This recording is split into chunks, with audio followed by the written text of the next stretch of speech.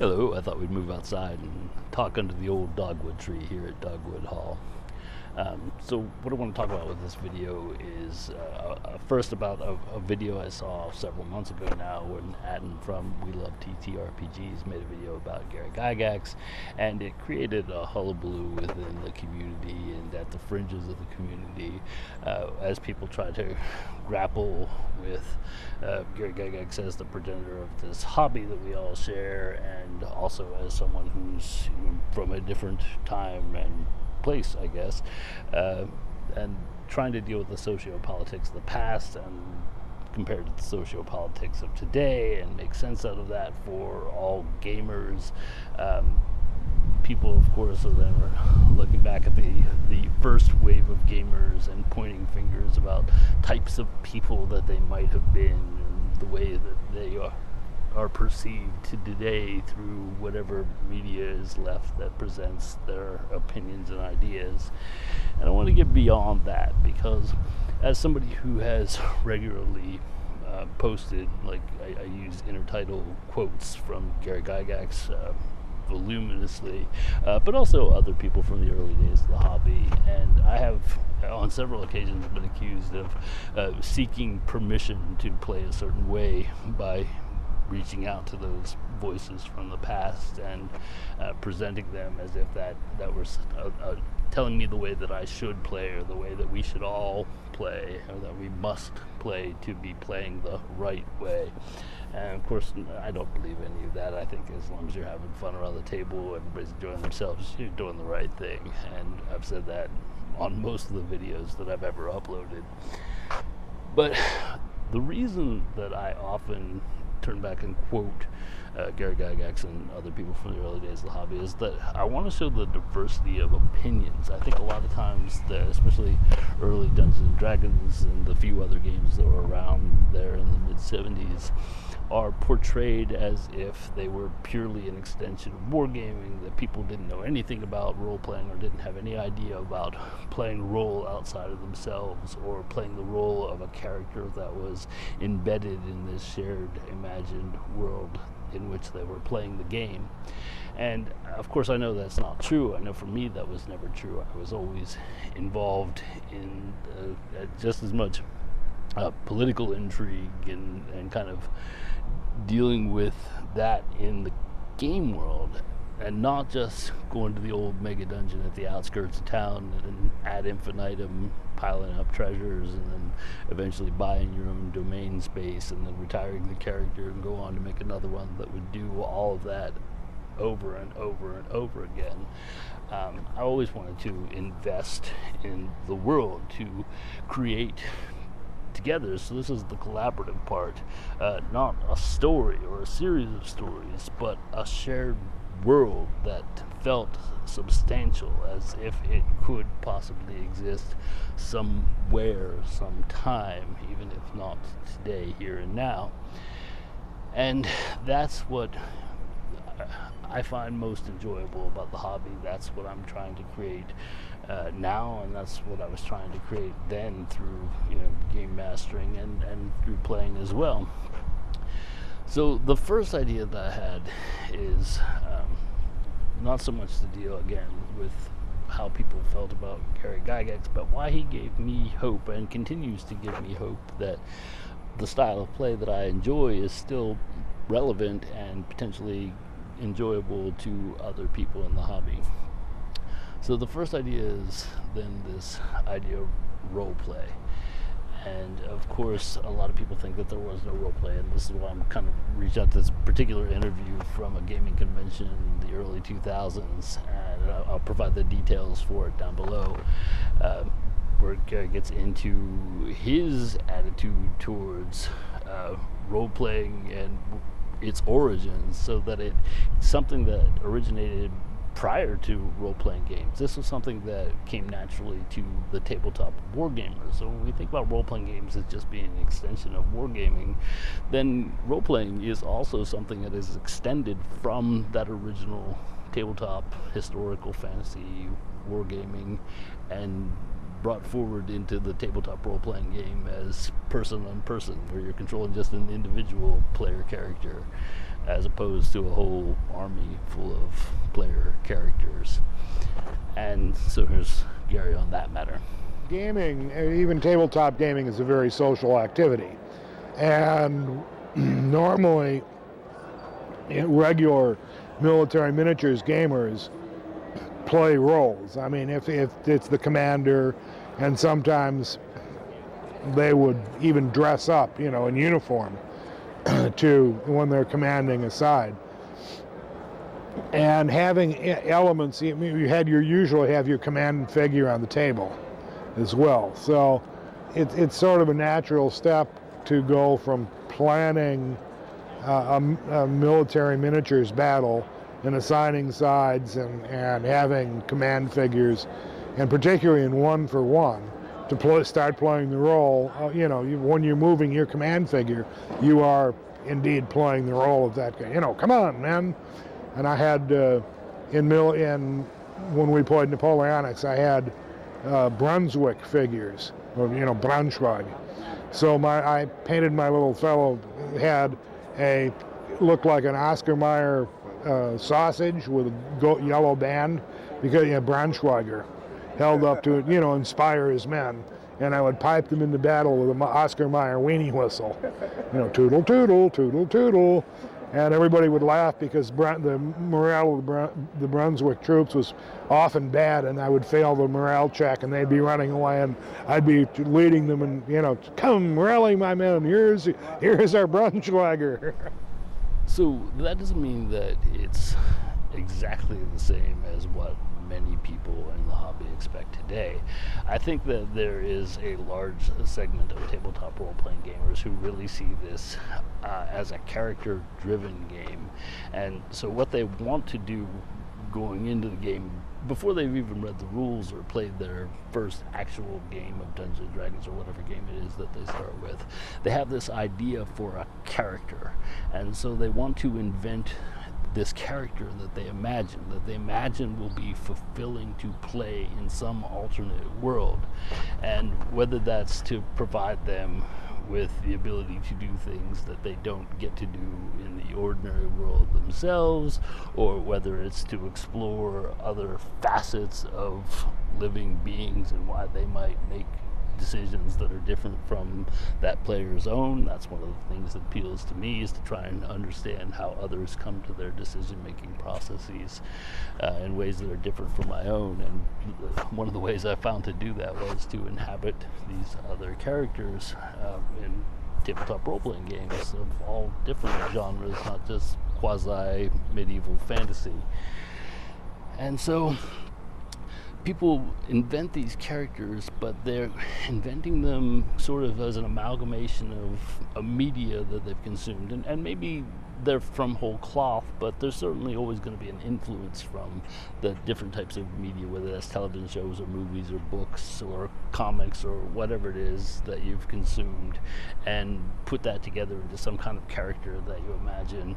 And the world in which that character is to be played may be a source of conflict. That's expected, but it's not expected that the world will do much to interfere with how the player wishes to express the development of that character, how the character wishes to play the advancement trajectory of that character. That's expected to be pretty much left alone and left to the devices of the player themselves. Whereas I'm all in favor of playing in character, and I don't mean necessarily not doing the voices, not even staying in character the whole time. What I mean is that you reach a point of understanding of how that character is thinking and approaching their place in that world to make the decisions that they will make given the events that they encounter during play. And so whether or not you're staying in character all the time is irrelevant to me if you can make the decisions of that character at any given point in time. If you understand that character's headspace, that character's worldview, while they'll make the decisions that they made in the time, in the event that the decision actually needs to be made because it's been prompted by something that happens during a gaming session. That's what's important to me about staying in character. So it's not necessarily the theatricality of it or the dramatic personae of it. It's the mental understanding of someone other than yourself and being able to play out that character's decision-making process in that shared imagined setting. It's like a performance then. Oh, sure, right. You say, I mean, Dungeons and Dragons kind of a performance art. Yeah. How is that? Well, I don't think it's a game, and it's not really performance. Performance is part of the game. There's strategy in the game. There's building. There are many elements, and certainly assuming a role and playing it is part of it, an important part of the game. But there are role players who don't really get into role playing much, just as there are role players who really don't get into gaming much, just mainly are doing amateur theatrics as their, so there's a wide spectrum of elements within the role-playing game. So for the next part then, we want to move away from role-playing and staying in character ideas. That's something I deal with on a regular basis, both on the channel and in comments and videos all over YouTube. Now what I want to look at is this kind of old style of playing, in particular coming from Gary Gygax. This is the same interview as the previous clips have come from. But now what we want to talk about is what he enjoyed about playing role-playing games, what he brought to the table and what he got back from that, and how it was done in character, in this case, in particular, the character of Morton Kanan. Who was one of your favorites? My favorite is, Morton Kanan is my really? favorite, yeah. He's I had more fun with him than anything else. In what way? Why is he? Oh, because he was always turning the tables on the game master. We would,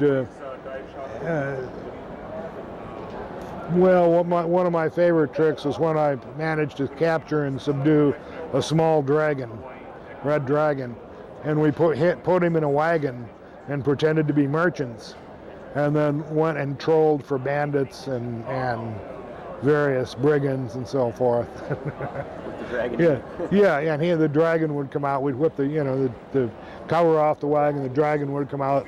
We'd throw the magic spells going at we'd beat up and loot the bandits. I thought it was very fun.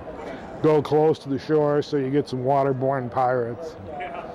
So that's the part of tabletop role-playing games for which I am nostalgic. It's that growing the character as fully embedded in the world, as fully a part of the world, and advancing that character based on its experiences prior to the beginning of play. I mean, that's backstory, right? But also through the play of each and every session, what you've developed, eventually you raise an army and you take them out and you start attacking bandits for loot and pirates if you can get them, or you subdue dragons and you put on a show with that from town to town, and that's the way that you shake them down if you happen to be a more evil party. You do with it whatever you want to do with it. You play it from that character's perspective, but rather than being built out of a composite of different media images, you're playing that character based on the way it has developed through your play in each and every tabletop role-playing game session leading up to the next one. So the next clip then, we want to look at the way Gary Gygax's Dungeon Master reacted to his style of play. My DM hated that.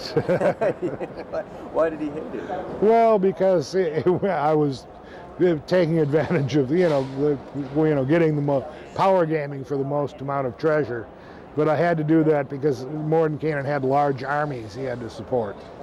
We would go and loot, we would demand cities, give us a certain amount of guild, we're like Dane Guild. Hacks them, Yeah, so that we wouldn't attack them, and we'll keep the bandits away. And if the city resisted, we would just have to go in and take what we wanted. But we always were very careful to kill all of the evil priests and bad guys in the city, so that we wouldn't go evil, because we were a neutral group. Oh, you stay straight neutral? Yes. Is that your favorite gaming alignment then? No, I have none that It's the role. yeah, right. Anything you want to add? No, I think that covers that part. So that's interesting, right? The idea that Gary's own dungeon master, and let's assume that was probably Rob Kuntz. I mean, if he ever watches this video, perhaps he could leave a comment down below and let us know if he was the dungeon master in question. But why would the dungeon master react negatively to that and call that power gaming just to build up the gold? Because Gary's point is solid in this clip. It's that Morden Kanan, not Gary Gygax, but Morden Kanan needed that treasure to pay his army, which is what was subsidizing his gallivanting around the countryside, shaking down bandits and pirates for their loot, right? And so that is playing that character as it developed naturally in that world. So in a sense, yes, okay, accumulation of treasure, getting back to the base, that's how you accumulate more experience points, not just gold points in Advanced Dungeons and Dragons or early Dungeons and Dragons. And so it's understandable that you could level an accusation of power gaming. But what I want to get back to is this idea of this plausible, substantial world in which you're playing. So I think that we can't be blamed because we look at Aaron Alston's Dungeon Master's guide, and I could probably wave that up. I have a copy of it. I was going to do a video on it at some point, but its recommendation there, and this is a later AD&D first edition product, was you start with the big bad evil guy and then you develop these storylines from there.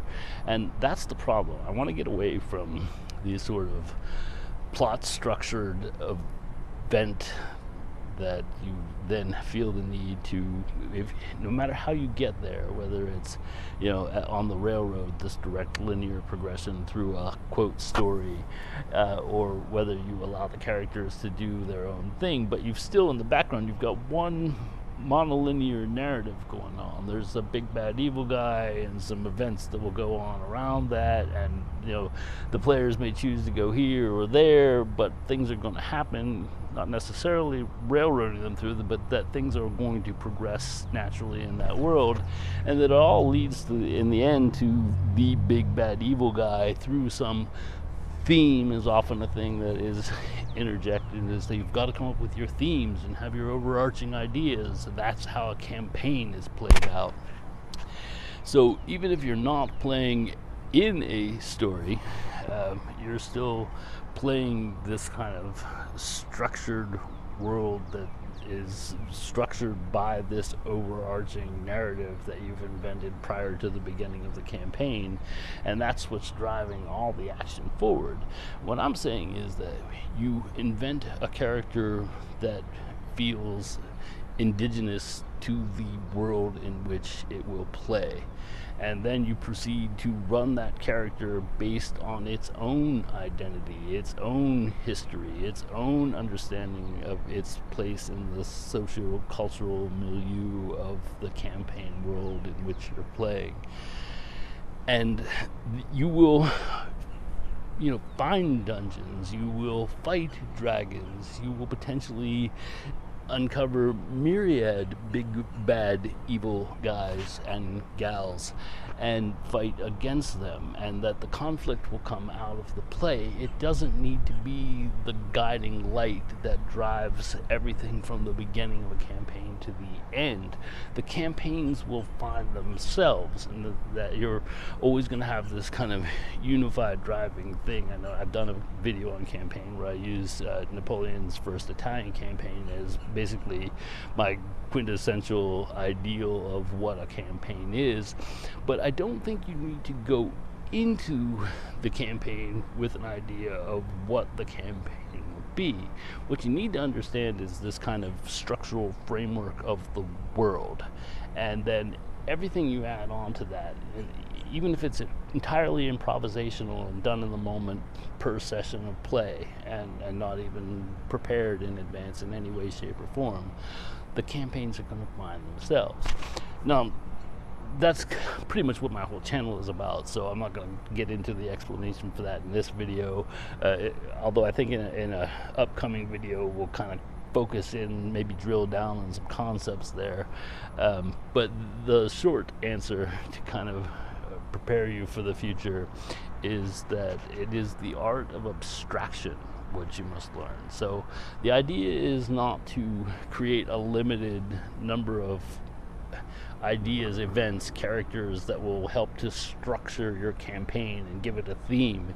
It is to create the stable elements of your setting as a world in and of itself. And if you understand the nature of that world and what's going on within that world and the general outline of its history yourself, not whether or not your players, you don't want to lore dump on them, that's fine, I don't want to lore dump on them either. But if you understand yourself, what is the time depth and the fabric of the world in which you have your characters playing, then you will be able to improvise without a great deal of preparation. So again, it's all in the art of abstraction, and we'll cover that in a future video. And I want to thank you very much for listening to me go on about it, Gary Gygax, and why he gives me hope, but he does. And thank you for that, and I'll see you at the next video. Bye.